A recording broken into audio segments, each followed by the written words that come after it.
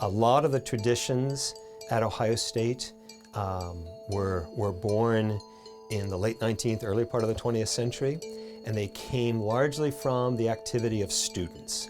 There was the curriculum that students had to take their math and their science and those sorts of classes.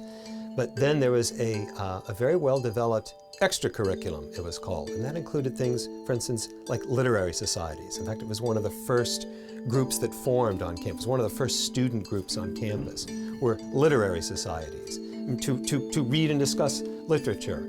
And also, given where the university and where society was at the time, it was a literary society just for men, but then women developed their own literary society, the Browning Literary Society.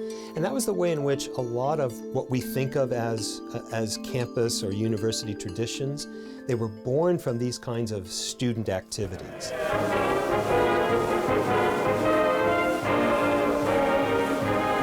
Football and sports generally at Ohio State also began as a kind of an extracurricular. It was part of the extracurriculum that students started.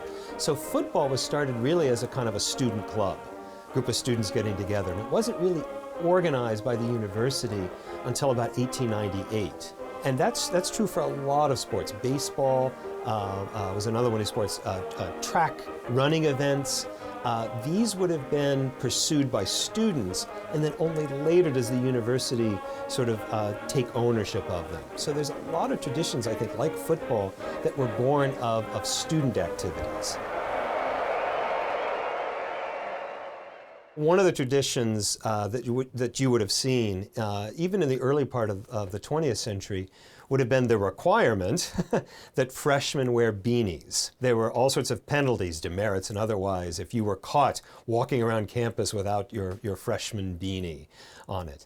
And that was a tradition that lasted probably until about the 1930s. We start to see it go by the wayside, especially because of the Great Depression, and certainly by the time you get returning GIs after the Second World War. There's not the same sort of tradition of freshmen wearing beanies.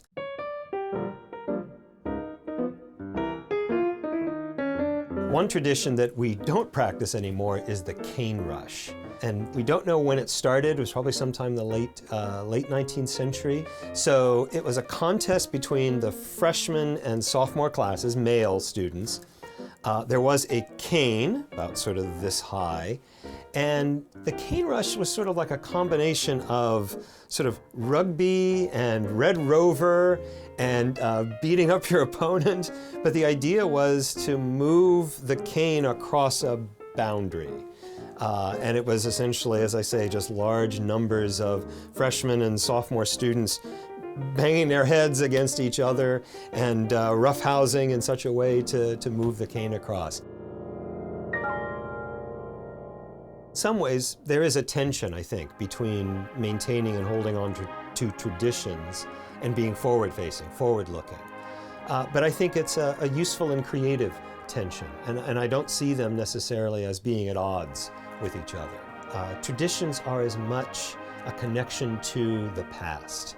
And as an historian, of course, I always teach my students about the importance of that connection to the past. As our university attracts more what we call non-traditional students, I wonder what new traditions will form because of that kind of student body.